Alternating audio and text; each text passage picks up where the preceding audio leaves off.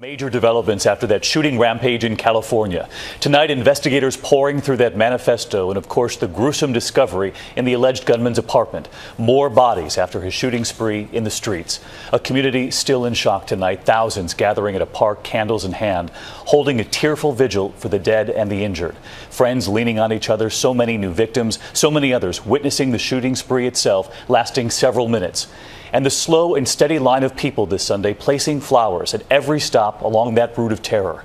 Tonight here, more on those chilling and eerie videos and on the police visit with the suspect well before all of this unfolded. We do have team coverage from the scene in California, and we begin here with ABC's Bazi Kanani right there again for us tonight. Bazi, good evening. Good evening, David. Tonight, the memorials in this college town are growing. Students bringing candles, flowers, pictures to the places where their classmates lost their lives, as we're learning more about the victims and the deadly attack.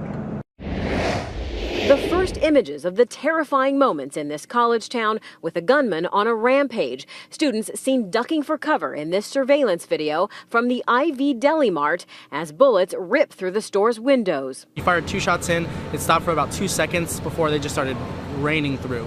Some of those shots killing 20-year-old Chris Michaels Martinez. Investigators say the deli was one of 10 places Friday night right next to the UC Santa Barbara campus where 22-year-old Elliot Rodger hurt or killed people during his mad drive around town, hitting students like Nick Pasachuk, who tonight is still recovering.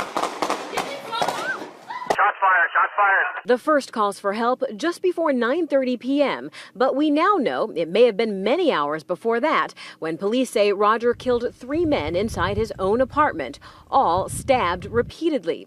Investigators say Rodger then drove to the Alpha Phi sorority house, opening fire on young women in the area, killing 2 members of another sorority. Rodger's next stop, that deli. I honestly thought that was my last moment. I thought I was going to die. Survivors say the suspect was smiling as he shot at them. Deputies chasing after him in his black BMW exchanged gunfire with him twice. The rampage ended with a crash. It would appear as though he took his own life. Found in Rodger's car, 3 semi-automatic handguns. Nobody needs to own 3 semi-automatic handguns. The family of Chris Martinez speaking exclusively with ABC News today, sharing the photos and memorabilia from the life of their only child. They expressed sympathy for the families of all the victims, including, they say, the parents of Elliot Rodger. Would that be hard for you to meet with the Rodgers?